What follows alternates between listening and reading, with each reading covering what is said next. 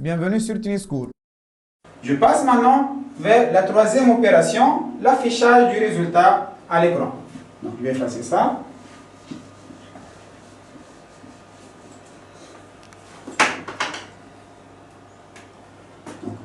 Donc, on va comment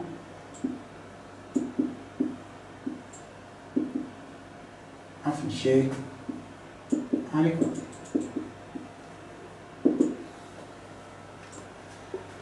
Ok? Donc, bien sûr, on va voir, si une fois on a calculé le résultat final, comment l'afficher. On analyse ou bien,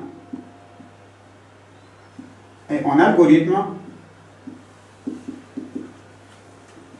c'est le même opérateur écrire. Donc, je mets écrire. Par exemple, je vais afficher X, je dis écrire X. Ou bien, si je veux ajouter un petit message, un petit commentaire, je dis écrire X égale X. Donc, ici, il va afficher juste la valeur. Ici, il va afficher un petit message, X égale, puis la valeur. Par exemple, si la valeur de X est 12, ici, il affiche 12 tout court. Ici, il affiche X égale à 12. Donc, la deuxième méthode est plus adéquate, elle est plus préférable, elle est plus présentable pour un programme. D'accord? En Pascal, algorithme. Oui. Alors, en Pascal,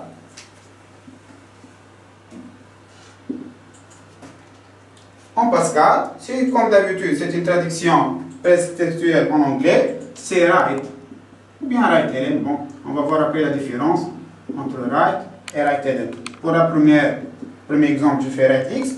Pour le deuxième exemple, je fais write x égale x. C'est-à-dire ici, comme j'ai dit, on a précédé la valeur par un petit message. D'accord? Alors, ici, on va prendre maintenant quelques mises en forme, surtout pour l'opération d'affichage. Ok? Donc, il y a deux opérations, bien deux astuces qu'on doit comprendre comme il faut dans une opération d'affichage, dans l'opérateur write en Pascal surtout. Premièrement, la différence entre write et write-ln. Ça, c'est très important de connaître la différence. Ok? Et la mise en forme, surtout pour les réels. Alors, je vais commencer par la différence entre write et write-ln. Je vais effacer ça. Alors, premièrement, write.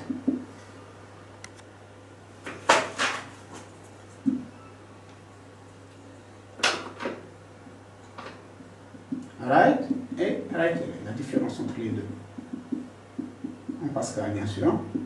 Alors, supposons que ça, mon écran. Ok? J'ai plusieurs valeurs à afficher. Donc, je vais écrire par exemple write 12, write 17. Deux exemples, n'importe quel. Je peux bien sûr afficher des valeurs directement. Ce qui va se passer sur l'écran, c'est que write, elle affiche et reste sur la même ligne. Ça veut dire, il va afficher 12. Le curseur va rester sur la même ligne sur l'écran et il va afficher 17. Autrement dit, il affiche 12 et sur la même ligne, il affiche 17. Donc si je vais lire ça sur l'écran, je vais dire 1217. Ce n'est pas 1217. C'est comme si ce ne sont pas deux valeurs différentes, c'est la même valeur. Et c'est pas bien clair que ce sont deux valeurs différentes. Donc ou bien on ajoute des espaces entre les deux, ou bien il vaut mieux d'utiliser write-ln et chaque valeur sera affichée sur une ligne à part. Donc je vais prendre un deuxième exemple. Supposons que ça c'est mon deuxième écran. D'accord? Et je vais faire write-ln 12, write-ln 17. Alors, write-ln, elle ici, ça veut dire en anglais line, ligne. Donc, write-ln, elle permet d'afficher la valeur et fait un retour chariot ou bien un retour à la ligne, c'est-à-dire vers une nouvelle ligne. Autrement dit, l'affichage, il va afficher ici 12. il retourne à une nouvelle ligne. Donc c'est comme si j'ai fait la touche entrée et 17. Et comme ça, peut-être que c'est plus adéquat et plus préférable pour lorsque j'ai plusieurs valeurs à afficher à la fin. Et lorsque j'ai plusieurs résultats, je vais dire x égale 12, y égale 17 et chacune dans une ligne à part. Donc ça, techniquement, la différence entre right et left et left. Okay? C'est très important pour certains exercices ou bien pour la mise en forme même de mon affichage. Alors, on va voir un autre problème qui se pose avec la commande right ou bien right et left. C'est au niveau de l'affichage d'un réel.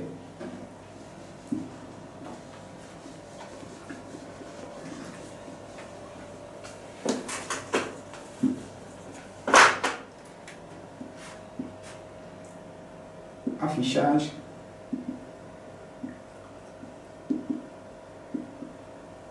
de réel. Alors, supposons que j'ai une variable x qui est égale, par exemple, je dis n'importe quoi, 12,532. Ok, c'est un réel bien sûr parce qu'il y a la virgule flottante. Et c'est ça, supposons que ça, mon écran d'affichage. Ok. Alors, si je fais write x, tout court, ce qui va se passer, regardez qu'est-ce qui va être passé, qu'est-ce qu'on va voir sur l'écran. On va voir l'affichage suivant, 1,2, 5, 3, 2, plus 0, exactement 5 autres pour avoir 10 chiffres parce qu'il affiche 10 chiffres après la virgule, puis E plus 0,1. C'est quoi ça?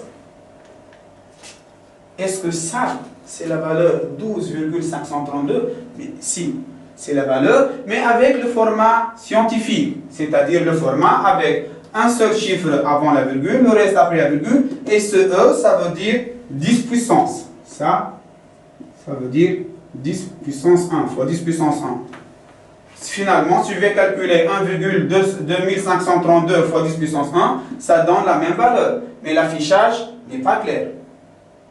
D'accord? Il n'est pas appréciable même pour l'utilisateur normal. Si vous aurez par exemple votre moyenne comme ça, okay, vous aurez un problème à lire même pour vos parents. Alors, comment on va mettre en forme ça? C'est-à-dire, si je veux dire, voilà, je veux que l'affichage soit comme ça, 3 chiffres après la virgule, point et 12. Alors, essayons d'analyser ça. Combien de digits, ou bien de caractères, ou bien d'espaces j'ai? J'ai 6 espaces.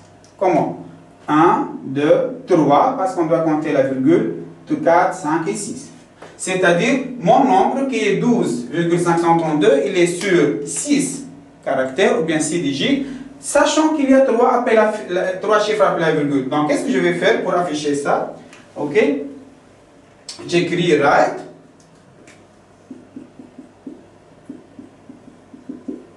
X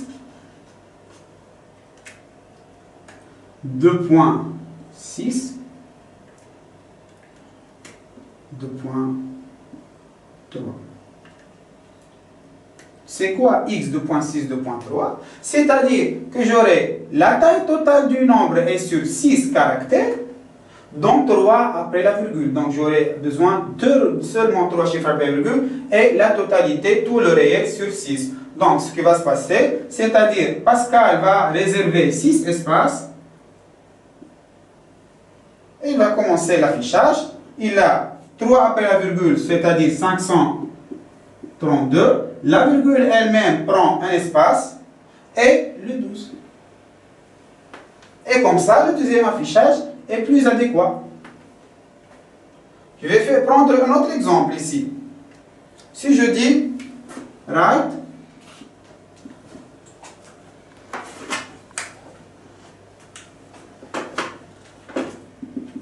x, par exemple, 2.9, 2.4. C'est-à-dire que je vais prendre des chiffres beaucoup plus longs que la taille de le nombre. Alors, il va réserver 9 espaces. OK? 4 après la virgule, c'est-à-dire la virgule, sera à la position 5, bien sûr. Donc, ici, 2, 3, 4 après la virgule. Ici, la virgule. Donc, 532, ça devient 5320. Et bien sûr, ça, c'est 0, c'est un 0 non significatif à droite qui ne change rien en termes de valeur.